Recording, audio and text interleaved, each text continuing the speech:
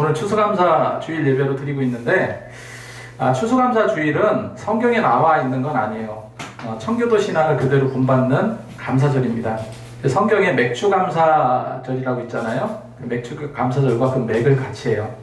그래서 추수감사 주일과 맥주감사 주일, 이거는 우리가 평소에 얼마나 감사하고 사는 사람인가, 감사의 생활을 하고 있는가, 이걸 한번 점검해 본다는 의미에서 나름대로 굉장히 의미 있는 절기라고 저는 생각을 합니다. 저는 오늘 말씀을 통해서 늘 감사하라, 이런 제목으로 말씀을 전하고자 하는데요. 여러분, 감사하면 어떤 일이 생길 것 같습니까? 감사하게 되면은 감사는 기적을 낳습니다. 1991년도에 일본의 아이모리현이라는 곳이 있는데 거기 엄청난 태풍이 휘몰아쳤습니다. 그래서 거기 사과 농사를 했던 수만 평의 땅이 완전 망가져 버렸어요. 모든 사람들이 시리와 비탄에 빠지게 되었습니다. 사과나무가 거의 다, 사과 열매가 거의 떨어진 거예요. 거의 90% 이상이 떨어져서 쓸모없게 되어버렸습니다. 많은 사람들이 시리에 빠지고 절망에 빠져 있는데, 그때 유독히 그 어려운 상황을 그나마 감사했던 한 농부가 있었어요. 그 농부는 90% 땅에 떨어진 사과 때문에 비통에 빠지지 않았습니다. 오히려 태풍과 거센 바람에도 끄떡이지 않은 그 사과나무에 아직까지도 붙어있는 그 10%의 사과를 보고 감사했어요. 10%에 떨어지지 않는 사과. 그렇게 감사할 때 그 농부는요, 굉장히 번뜩이는 아이디어를 갖게 됩니다. 그게 뭐냐면은, 어떠한 시련이 와도, 어떠한 강력한 태풍이 와도 붙어있는 사과, 떨어지지 않는 사과, 어떤 시련과 고통이 와도 떨어지지 않는 사과다 해서 그거를 합격 사과, 이렇게 만들었어요. 그래서 그걸 홍보하게 되었습니다. 일본도 우리나라랑 마찬가지로 대학 입시 뭐 이런 게 크게 다르지 않습니다. 오직 이 합격에 목을 매는 사람들이 많은데, 그래서 우리나라도 대학 입학 때만 되면, 얼마 전에 이제 수능이 끝났잖아요. 뭐 엿을 선물하기도 하고 잘 찍으라고 포크를 선물해 주기도 합니다. 그 감사했던 농부는 그 수능생들을 겨냥해서 떨어지지 않는 사과 해가지고 이거를 한 개에 무려 10배의 가격으로 판매하였다고 합니다. 그래서 굉장히 큰 이익을 창출했어요. 여러분, 감사라는 것은요, 이런 절망 속에서 뭔가 좀 기발한 아이디어를 갖게 하는 것 같아요. 그래서 감사에는 힘이 있다. 여러분, 믿으십니까? 우리가 보통 IQ가 높은 사람을 지능지수가 높다고 해요. EQ라고 그래가지고 감수성, 감성지수도 있죠. 우리 믿는 자에게 가장 필수적이라고 생각하는 게 저는 감사지수라고 생각해요. 감사지수는 높을수록 좋습니다. 왜 그렇습니까? 내가 좋아지기 때문이에요. 다른 어느 누구도 아니고, 누가 좋아져요? 내가 좋아져. 그래서 실제로요, 사람이 속병이 사라지면, 마음속에 늘 평안하면요, 일평생 행복하게 살 수 있는 거예요. 좀 부족해도. 근데 마음이 늘 불편하고 어지럽고 힘들면 잠도 못 자고 늘 고민과 걱정에 빠져 있어요. 근데 이러지 않기 위해서 불행하다 할지라도 그 가운데서 감사를 찾는 사람은요, 어떻게 해요? 실제로 건강하다는 거예요. 스스로 자기를 부정적으로 생각해서, 나는 불행한 사람이야, 나는 안 돼, 이렇게 자학하는 경우가 많다고 합니다. 이런 사람은요, 절대 행복함을 얻을 수가 없어요. 뭐 하라고요? 감사해야 돼요. 오늘 말씀을 통해서 우리는 그럼 언제 감사해야 될까? 우리가 감사를 언제 해야 될까? 첫 번째로, 여러분, 범사에 항상 감사하시기 바랍니다. 오늘 말씀에 항상 기뻐하라, 쉬지 말고 기도하라, 범사에 감사하라, 이것이 그리스도 예수 안에서 너희를 향하신 하나님의 뜻이라고 말씀하고 있습니다. 그리고 에베소서 5장 20절 말씀에도 범사에 우리 주 예수 그리스도의 이름으로 항상 아버지 하나님께 감사하며, 이렇게 기록하고 있어요. 여기서 범사라는 말은요, 그냥 소소한 일상을 말해요. 평범한 일상을 말합니다. 어떤 이슈거리도 없이 그냥 단조롭기까지 한 그런 일상의 그 모든 걸 말하거든요. 그런 범사에 뭐를 하라고요? 감사를 하는데, 감사도 뭐 이틀 건너 한 번씩 하는 것도 아니고 어떻게 하라고요? 매일 하라고 성경은 기록하고 있습니다. 근데 여기서 여러분 가만히 한번 생각해 보세요. 여기서 우리는 기가 죽어요. 왜 그러냐면은, 사실 잠깐은 감사할 수 있어요. 내가 좀 힘들더라도 잠깐은 감사할 수 있습니다. 고아원이나 양로원 가서 하루 정도, 이틀 정도 봉사할 수 있습니다. 그리고 내가 선한 일을 했다, 이렇게 생각할 수도 있어요. 그런데 그것이 만약에 일상이 되었다면 이건 어려운 일이 되겠죠. 감사도 마찬가지로 항상 감사라는 것은요, 보통 어려운 게 아닙니다. 범사라는 말은 어떤 형편이 있든지 감사하기 때문에 내가 기쁠 때만 감사하는 것이 아니라 불행이 찾아와도 감사하는 거예요. 대부분 우리는 그래서 항상 감사하지 못합니다. 저 역시도 마찬가지예요. 1988년도 미국에 대선이 있었습니다. 그런데 그때 가장 중요한 그 이슈 중에 하나가 사형 폐지론이에요. 민주당의 마이클 듀카키스라는 후보가 사형 폐지론을 주장을 했습니다. 사형제도 없애야 된다. 그러면서 전국을 누비면서 유세를 했어요. 어느 날 그가 CNN 토크쇼에 참여하게 됩니다. 초대를 받았어요. 버나드라는 유명한 앵커가 담당하고 있었는데 듀카키스 그 대통령 후보를 앞에 놓고 버나드가 이런 질문을 합니다. 선생님, 사형제도를 폐지하라고 주장하신다고 그러는데 정말 훌륭하십니다. 그런데 제가 하나 묻겠습니다. 하면서 건넨 그 다음 질문이 너무나도 무례한 질문이었습니다. 선생님, 만약에 선생님의 아름다운 부인이 괴한들에게 끌려가서 몹쓸 짓을 당하고 처참하게 살해당했다면 이게 굉장히 무례하잖아요. 나중에 그 범인이 잡혔을 때 그럼에도 여전히 사형제도를 폐지해야 된다라고 말하실 수 있습니까? 라고 물었어요. 일순간의 방송에서는 정적이 흘렀습니다.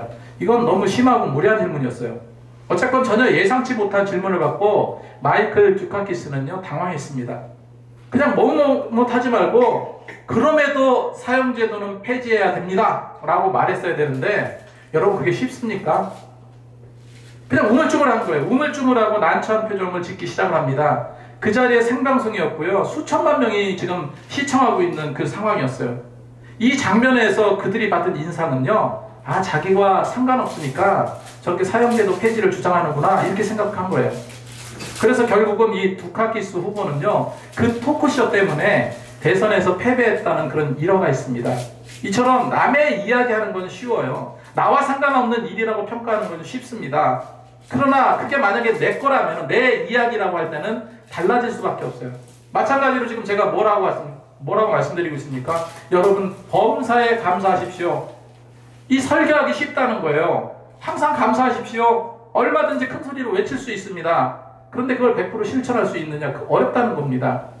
젊은 나이에 암으로 죽어가는 아내를 쳐다보는 남편이 과연 감사할 수 있겠습니까? 오랜 지병을 가지고 하나님 앞에 아무리 기도해도, 부르짖어 기도해도 고쳐주시지 않는 그 상황에서 오히려 병은 더 악화되고 점점 더 깊어가는 자신을 보면서 과연 그 입에서 감사의 말이 나올 수 있냐는 거예요. 어린 장애아를 가진 자녀가 항상 그 장애아와 씨름하면서 힘들고 어려운 그런 고난 속에서 하루하루를 넘겨가는 그 부모가 그 입에서 하나님 감사합니다라고 말할 수 있겠습니까? 이력서를 수십 통 가지고 다니면서 취직해보려고 안간힘을 써보지만 안 돼요.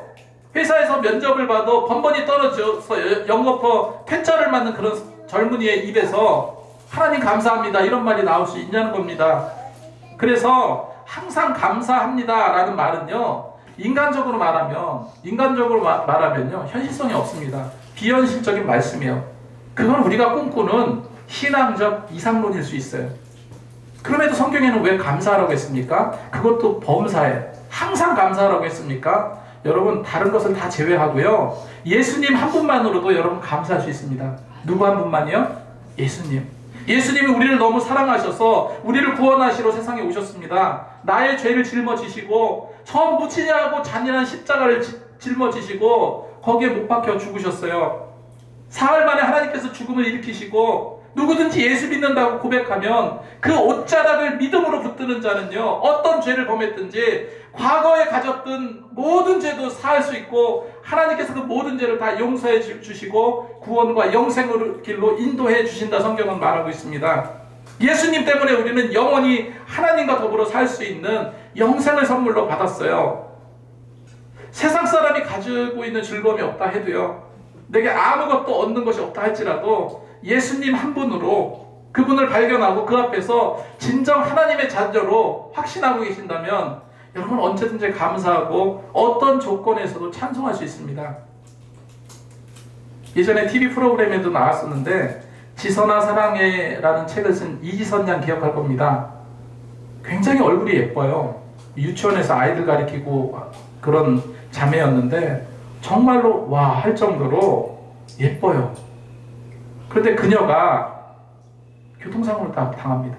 교통사고로 당해서 다른 데 뭐 등허리나 뭐 다리나 뭐 이런 데 화상을 입었다 모를까 얼굴에 흉측한 화상을 입게 됩니다. 그래서 얼굴이 쳐다보면 정말 괴물같이 망가져버렸어요. 사고 나기 전에 TV에서 그녀의 예뻤던 모습이 나왔는데 너무 안타깝더라고요. 이제 전신의 화상과 얼굴에 화상을 입어서 도저히 보기가 힘들 정도로 이게 일그러져 있어요. 그런데 이지선 자매는요, 그럼에도 물론 좌절과 낙심이 있었죠. 어려움이 있었죠. 그런데 이지선 자매는 뭐라고 고백합니까? 그럼에도 불구하고 하나님께 감사하다고 고백해요. 이게 어떻게 가능합니까? 예수님 한 분 때문에 그래요. 예수님 한 분 때문에 그럴 수 있는 겁니다. 평생 소아마비로요, 제대로 걷지 못하는 그 송명희 시인, 제가 여러 번 말씀드렸죠. 제가 압구정동에 가다가 송명희 시인을 길거리에 우연히 마주쳤어요. 그 차 안에 있는데 어머니가 이렇게 차로 어디로 이제 데려가려고 하는 것 같아요.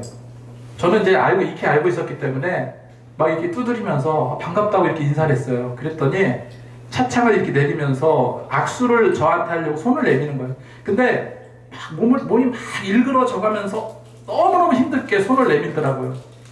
그때가 대학교 시절이었는데 제가 꼭 잡아줬어요. 그래서 너무 시에 너무 은혜를 받았고 찬양 너무 감사합니다 이렇게 얘기를 했어요. 고맙습니다 하는데도 너무 힘들게 이야기를 하는 거예요. 여러분, 그 손명희 시인이 시에서 뭐라고 고백합니까? 공평하신 하나님이래요. 공평하신 하나님. 평생 제대로 걷지도 못하고 뒤틀린 채로 말도 더듬더듬거리고 누가 돌봐주지 않으면 살기 힘든 그런 장애인의 삶을 살고 있는데 그가 어떻게 공평하다고 말할 수 있겠습니까? 그런데 공평하신 하나님이 나 남이 가진 거 없지만 나 남이 없는 것 같게 하셨다 하면서 오히려 다른 거를 주셨다 하면서 하나님을 찬양하면서 공평하다고 말하고 있어요. 누구 때문에요? 예수님 때문에. 여러분, 지금 나의 모든 걸 감사하시기 바랍니다. 어떤 어려움이 있어도 감사해 보세요. 100평짜리 아파트에 살아도 감사가 없으면 절대 행복한 사람은 아닙니다. 막 곰팡이가 나고 바퀴벌레가 득실되고 지하 사글세방을 살아도요, 눈만 뜨면 하나님께 감사하다 그 입에서 찬송 나올 정도면 여러분 행복한 겁니다. 그래서 우리는 감사하는 것만큼 강해질 수 있어요. 감사가 많으면 많을수록 우리는 믿음이 더 좋아져요. 감사가 많을수록 우리는 더 행복해집니다. 감사가 많을수록 세상 사람 앞에서 우리는 더 매력적인 존재가 돼요. 감사가 많을수록 우리는 더 강해집니다. 두 번째로, 고난이 닥칠 때 오히려 더 감사하시기 바랍니다.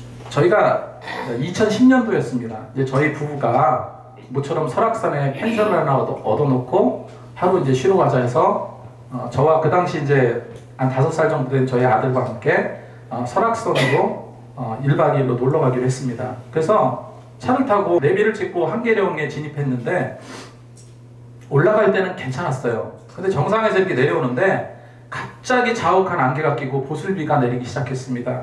어느 순간 갑자기 가팔라지는데 미끄러져 내려가는 거예요, 차가. 그 날도 어둑어둑해지고 깜깜해지는데 이게 제어할 수 없는 상태가 되어버렸습니다. 내리막길을 가는데 결국에는 가드레일을 들이받고요, 탁 들이받고 차가 하늘로 떠뜨게 됐어요. 거의 45도입니다. 45도. 지금 생각해도 그때는 너무나 아찔했어요. 저도 그렇고 아내도 그렇고 차가 이렇게 밀려간다는 거를 다 느꼈거든요. 근데 조금 있으면 추돌할 거라는 사실도 알았는데 어떻게 제어할 수가 없었던 거예요. 순간 에어백이 터졌습니다. 저는 그 에어백을 그대로 머리에 박고 나중에 입술이 그냥 이렇게 부어오르고 코가 막 감각이 없어지고 막 그렇게 되더라고요. 에어백 터진 거 맞아보셨어요? 아픕니다. 그 깜깜한 곳에 사고 난 차에서 한참 버둥대는데 때마침 제 핸드폰이 방전돼 있었어요. 그리고 아내의 핸드폰은요, 어딘지 모르게 이게 충격 때문에 뒤에 어딘가 튕겨져 나가서 찾을 길이 없었어요. 다급한 상황입니다. 그런데 그 때마침 뒤에서 우리 차가 추돌한 거를 봤어요. 그 사람이 당황한 우리에게 다가와서 경찰서에 신고해주고 119에 신고를 해줬어요. 그 첩첩산중이거든요. 불빛조차 없어요. 까매요. 까만 산중인데 한겨울 추위가 매서운 그때에 가드레일을 들이받고 붕 떠 있는데요. 이게 바로 밑으로 떨어지면 수백 미터 낭떠러지였어요. 아찔했습니다. 추락할 수도 있는 그런 상황이었어요. 지금도 그때 기억이 나는데 기억하고 싶지 않은 상황이에요. 여러분, 이런 상황에서 감사가 나올 수 있었겠습니까? 근데 찬찬히 생각해 보니까 그때 너무나 불행한 사건이었잖아요. 그 불행한 중에 감사한 일들이 많이 있더라고요. 첫 번째로 우리 바로 뒤에서, 지금도 기억해요, 우리 바로 뒤에서 사건을 지켜본 사람이 신고해 줬다는 거. 그 뒤로 한 30분 넘도록 차가 한 대도 지나가지 않았어요, 거기. 그로 인해서 첩첩산 중에 불과 20분 만에 경찰차가 왔고 119가 왔습니다. 근데 구급차에 올랐어요. 우리가 3시 구급차에 올랐는데 차는 폐차했습니다. 그 정도로 망가졌어요. 구급차에 올라가서 구급대원하고 이야기 나누는데요, 그 구급대원이 우리한테 뭐라고 이야기하냐면, 아, 사장님 정말 운이 좋으시대요. 여기서 신고하면은 신고를 즉석에서 했다 할지라도 빨리 와봐야 1시간이 돼요. 그런데 때마침 몇 킬로 지점에 사고가 나서 거기 일 처리하고 막 복귀하려고 하는 순간에 전화 받은 거예요. 그래서 20분 만에 올 수 있었다는 겁니다. 여러분, 그 어려운 중에 감사한 일입니까? 감사하지 않은 일입니까? 감사한 일이죠. 온통 깜깜한 산에서 1시간 이상 추위에 떨면서 그 공포 자체였어요. 그 사고로 나와 이제 아이는 별 이상은 없었는데, 집사람은 들이받은 충격으로 한 달 동안 병원에서 입원은 했습니다. 그 이후에 막 협력하는 교회에서 찾아와주고 위로도 해주고 막 손편지 써가면서 응원해주고 기도해주고 너무 감사했어요, 그때. 여러분, 감사라는 거는 무탈해서 감사하는 것이 아니라 내게 설령 불행이 오고 사고가 나고 어려움이 닥쳐도 그 안에서 소소한 감사를 발견할 수 있어야 진정한 감사라는 거예요. 그게 오늘 말씀대로 범사에 감사하는 일입니다. 빌립보 교회, 데살로니가 교회, 베레아 교회, 바울이 2차 선교 당시에 세운 교회들인데 너무나 박해가 극심했어요. 너무나 박해가 심했던 곳이었기 때문에 성도들은 그 숨어서 신앙생활 하는 것도 신앙생활 하는 건데 경제적으로 너무 어려웠습니다. 너무 힘들었어요. 그럼에도 흉년으로 고생하는 예루살렘 교회를 위해서 성경에 감사와 헌금을 많이 드렸다고 기록하고 있거든요. 고린도후서 8장 2절 말씀에 환난의 많은 시련 가운데 그들이 넘치는 기쁨과 근심이 가난한 그들의 풍성한 연고를 넘치도록 하게 하였느니라. 이들은 가난한 사람들인데 그것도 그냥 가난한 게 아니라 극심하게 가난한 사람들이에요. 그런 사람들이 헌금을 모아봐야 얼마나 모으겠습니까? 풍성한 연고를 드렸다는 것은 정말로 감사하는 마음으로 적은 액수라도 정성껏 드렸다는 그런 의미죠. 그래서 그는 감사하는 마음으로 하나님께 드렸고 감사하는 마음으로 이웃에 구제하면서 이웃을 섬기고 나눌 줄 알았다는 거예요. 여러분, 이 자리에 계신 저와 여러분들 어떤 형편인지 그 속 깊은 곳까지 생활 안까지는 모르겠지만 여러분, 어려울수록 힘들수록 감사하면서 기도하시기 바랍니다. 이스라엘 백성들이 모진 시련에도 그렇게 멸망당하게 되었는데 여러분, 다른 게 아니라 감사가 없어서 그랬어요. 종으로 살던 그들이 애굽에서 해방시킨 것만 해도 감사할 일이잖아요. 홍해를 가르고 말을 타고 쫓아오는 애굽 군사를 물리쳐 주신 일 얼마나 감사한 일입니까? 매일 만나를 먹여주시고 사막 한가운데 반석을 깨뜨려서 물이 나오게 해서 그 물을 마시게 한 거, 메추라기로 고기를 먹게 해주신 거, 온통 기적 같은 감사의 제목이 있는데 이들은 불평하고 원망했어요. 많은 재물을 다 잃어버리고 결국에 어떻게 됩니까? 결국에 나라가 멸망하잖아요. 욥이 이렇게 많은 재물을 다 잃어버리고 12명의 자녀들이 순식간에 잃어버리고 자신의 몸에 더러운 진물이 나고 악창이 생겼는데 그로 인해서 아내도 도망가 버리고 친구들도 다 떠나간 그 엄청난 재앙 속에서 그럼에도 욥은 불평하지 않았습니다. 욥은 오히려 하나님께 감사했어요. 욥기서 1장 22절에 내가 모태에서 알몸으로 나왔은즉 또한 알몸으로 그리로 돌아가올지라 주시니도 여호와시요 거두시니도 여호와시니 여호와의 이름을 찬송받을지니다 하고, 이 원망하고 불평한 게 아니라 오히려 그 가운데 뭐를 찾았다고요? 감사를 찾았어요. 다니엘도 마찬가지죠. 늘 하나님께 하루에 3번씩 무릎 꿇고 하나님께 감사했습니다. 여러분, 그래서 감사는요, 다른 어떤 이유를 제치고라도 감사는요, 내 뜻이 아니라 하나님의 뜻이에요. 하나님이 원하시는 바입니다. 그래서 오늘 말씀대로 범사에 감사하라 이는 그리스도 예수 안에서 너희를 향하신 하나님의 뜻이라 기록하고 있습니다.